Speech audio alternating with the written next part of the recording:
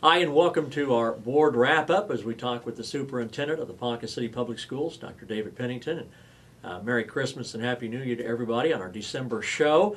As we talk with Dr. Pennington today, obviously a show which will feature half a month of the school out because of the Christmas holiday.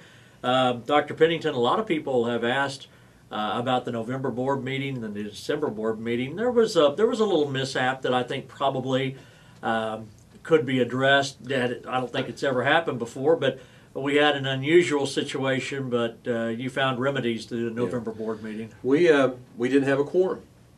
We have to have 3 of our 5 members present in order to have a official meeting, and we knew that our board president, Judy Troop, was not going to be there. That she was out of town, and our Vice President, David Kincaid, was supposed to be at the meeting to run the meeting, and David had been in San Francisco over the weekend and had a problem with a flight coming back on Monday, and so his flight was delayed, which, unfortunately, of us that have flown recently, know today that if you have a flight delay and you miss a flight, the number of flights that get you back to Oklahoma are not what they used to be.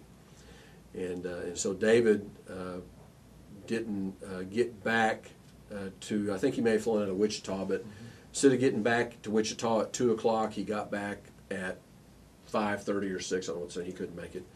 And then our third board member, Sam Downs, had an issue, had something that delayed him related to his job as principal at Allen Cleo. And so we just didn't have enough members. And I mean, it's unfortunate. I've never had that happen before. It was just kind of one of those deals, the stars lined up correctly. And so we dismissed our meeting, and then we came back and had a special meeting I think it was on Friday afternoon, maybe Monday afternoon, where we were able to do the business portion of the meeting, which meant that it allowed us to approve our encumbrances so we could pay our bills, and then it allowed us to approve new employees so they could get a paycheck in December. So we took care of the things that we have to do every month, and so some of the items that we had intended to talk to the board about in November, we just put on the December agenda. Typically the December agenda is a very light agenda, so it worked out just fine. And part of that is that one of the unique things our school system does is every month you recognize people that are important to our school system that don't get a lot of notice, whether they're volunteers or teachers. You had twice as many to honor last night. We had twice as many last night, and and again, all that, we were able to get all that done, and it worked out fine. Again, it's unfortunate that it happened. I know that all the board members, especially the 3 that were absent, felt very bad about that. They just had circumstances that are outside of their control that made it impossible for us to meet that day. But we got everything done we needed to have done. Merry Christmas. We got it done. You talked about dropout rates. You talked about ways that you're trying to keep kids to hang in there, and part of that is through the internet, part of that's in the classroom. But you might talk about some of the things that you visited with your constituents about last night. Well, I think that I don't have a copy of the report with me, but if you go back to 4 years ago, we had well over 100 students a year that were dropping out of our schools, and now we're down to about 29. The reason for that, the reason for the difference, there are a couple of things. One is we changed our schedule. When we were on the trimester, when the district made the decision to go to the trimester, one of the advantages of the trimester was that students who failed a course could make that course up immediately the next trimester. Once we got into the trimester, what we found out happening was that when students got behind or they started to see they weren't going to be successful, they just quit. And then they enrolled the next semester. And so rather than staying with the class, working their way through it, doing the best they can even if it was an F, we had a lot of kids that just dropped. And they kind of got in a habit of doing that, where they would drop this semester, then enroll the next semester. Things got tough, they dropped. Because they had this, I think they had this mentality, they always had this chance to make it up because of the number of semesters that you could take in a year. Obviously, when we started the trimester, there were fewer graduation requirements. By the time we got to the end of our trimester, graduation requirements had been increased. There weren't that many classes.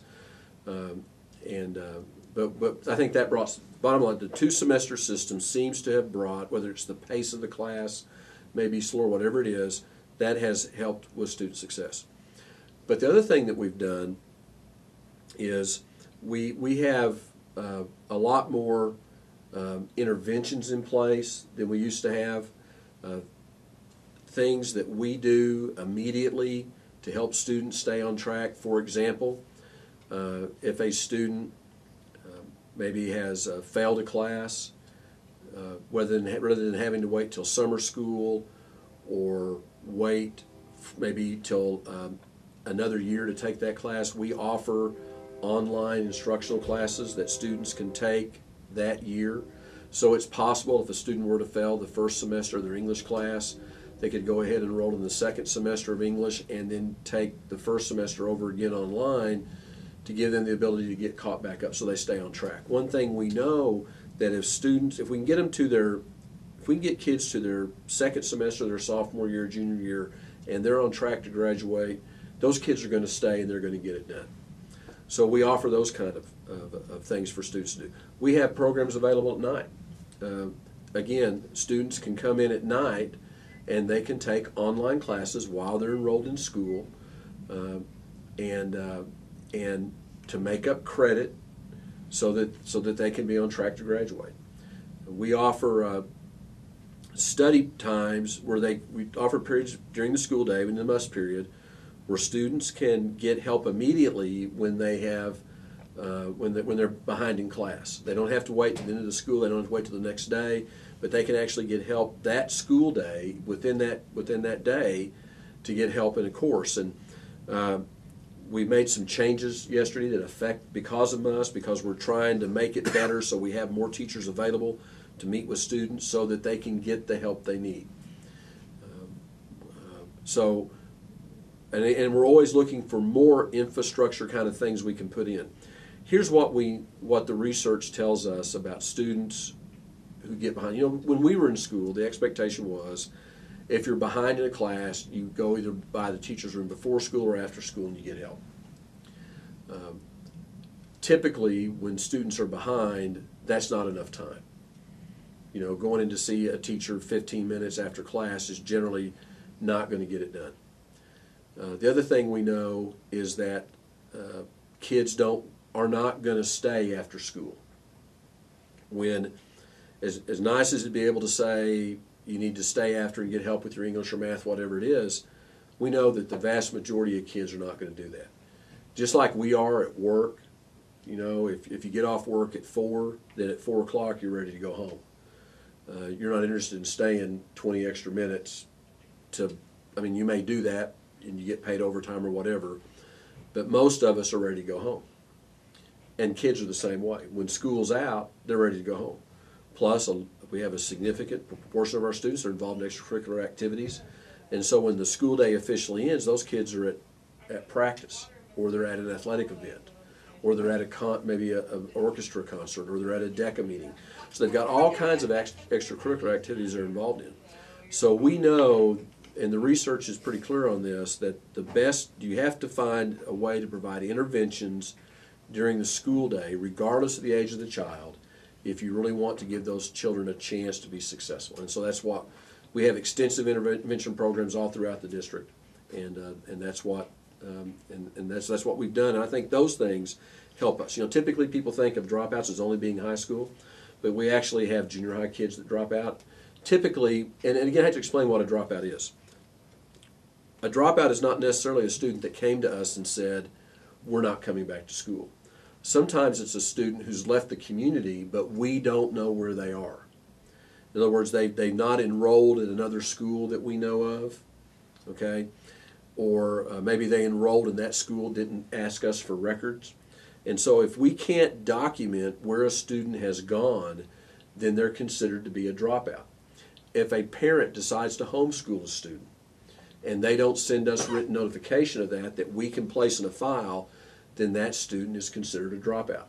So it's not just a student who comes in and says, I'm withdrawing from school. So it's anybody who's come in and withdrawn from school, or a student that we can't account for, that we don't have an official record that shows where they've enrolled or what they've withdrawn to go do.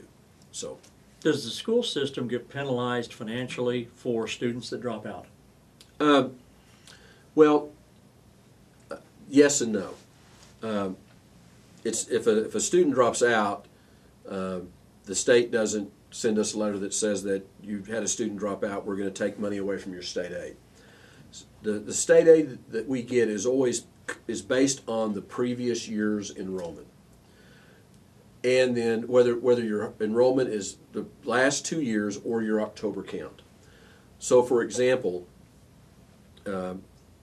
this year our funding is based on the number of students we had in weighted average daily membership at the end of the year in May of 2010. The 2009-2010 school year is what is the money we've received this year is what we're being paid on. That's because our enrollment for May of 2010, our weighted ADM, was larger than our weighted ADM in May of 2011. Now our October 2011 weighted ADM is going to be higher than the May of 2000 ADM, and so we should get some additional money in December. But so that's our basis of funding. When a student drops out of school, we don't have funding deducted from us for that school year. Where it comes into play is when it's time to determine our funding for the next school year. And because those 29 students are no longer enrolled in our school, then that affects our weighted average daily membership. Get you now or get you later. So, right. Your contract, is your contract up, Dr. Pennington? Well, every year the board does an evaluation, okay, and then they have an opportunity to vote to renew my contract. And last night I was evaluated by the board, and then in January they will vote to either renew or non-renew my contract. You know, we have a funny thing in Oklahoma in that we allow superintendents to have a 3-year contract, but we also the practice is that we still evaluate and renew those contracts every year. So what's happened in the past is every year after the board conducts my evaluation, then they add a year to my existing contract. Now, I would anticipate that's what's going to happen in January.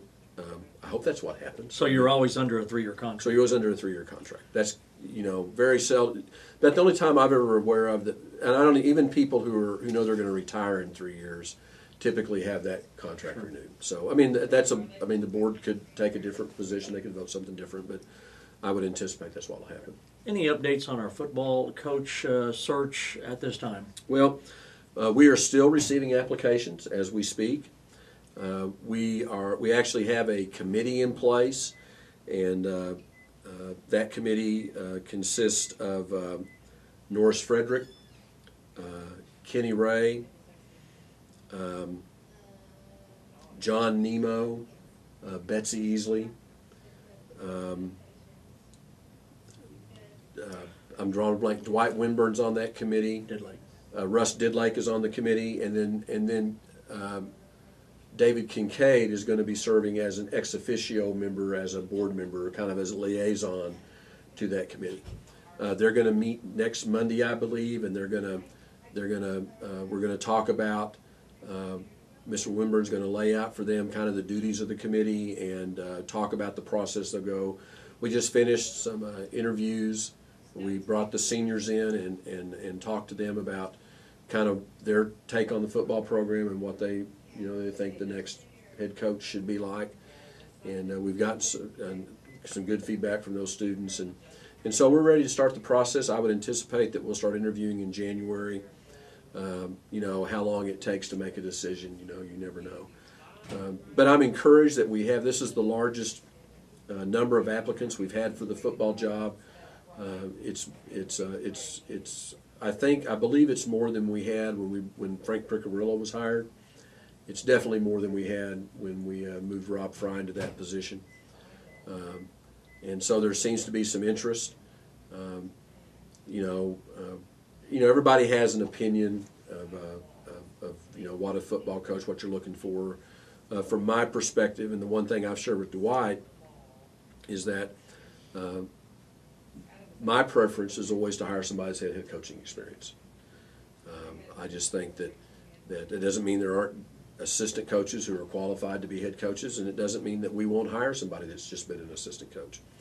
But I think being a head coach and having that experience of putting a staff together and working with the staff and all the things you have to do to work with the public and be in charge of discipline and those kinds of things are all important. So obviously, we'll do that. But the other part of it is that as I've looked through the applications, I would say the majority of our applicants are from people who have not had head coaching experience.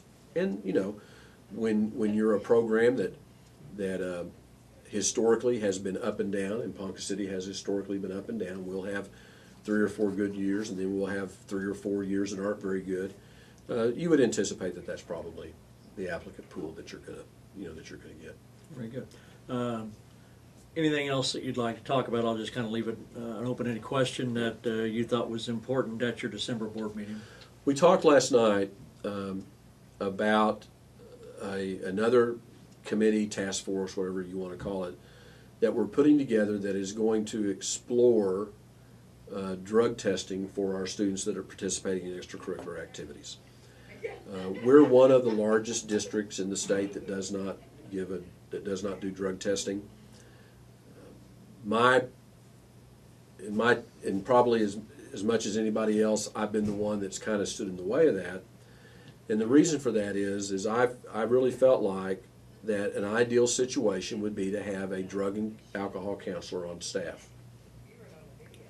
We tried to hire one of those people a couple of years ago when we had the ARA money. We weren't able to find anybody that we felt really fit what we were looking for.